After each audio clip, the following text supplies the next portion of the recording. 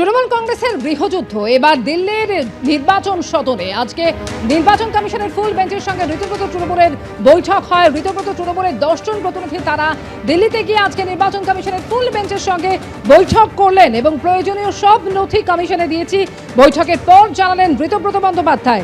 ফুল বেঞ্চের সঙ্গে দীর্ঘক্ষণ কথা হয়েছে দাবি ঋতব্রত তৃণমূলের।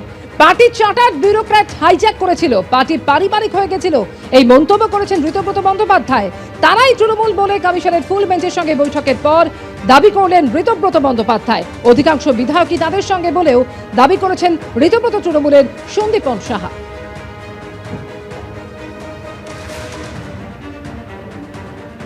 আমাদের এনডব্লিউসির মেম্বাররা, এমএলএরা, প্রাক্তন মন্ত্রী শ্রী স্নেহাশিস চক্রবর্তী সহ আমরা আজকে এখানে ইলেকশন কমিশনের ফুল বেঞ্চকে মিট করেছি। তারা পুরোটা হচ্ছে আমাদের কথা শুনেছেন এবং জানিয়েছেন যে তারা যত তাড়াতাড়ি সম্ভব আমাদের কাছে জানাবেন। আমি যে কথাটা খালি বলতে পারি, আপনারা বলছেন না যে আসল তৃণমূল কংগ্রেস, আসলে দেখুন এখানে আমরা যারা আছি কেউ ব্যক্তি নই, আমাদের লড়াইটাই ইন্ডিভিজুয়াল কাল্টের বিরুদ্ধে।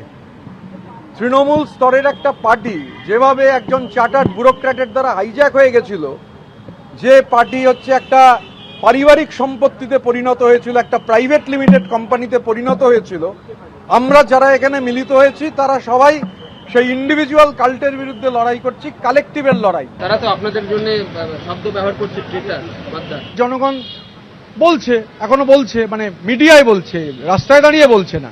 তবে শুধু এটুকু বলি যে গদ্দার বলছে, গোটা রাজ্যের কোথাও কেউ আমাদের চোর চোর চোর চোর বলছে না। যে বেকুব ভাবে যে কোথাও গিয়ে দাবি করতে হবে যে আসল তৃণমূল কি, সে কোনোদিন তৃণমূলই হতে পারে না, আর সে তৃণমূল কি তাও বুঝতে পারে না।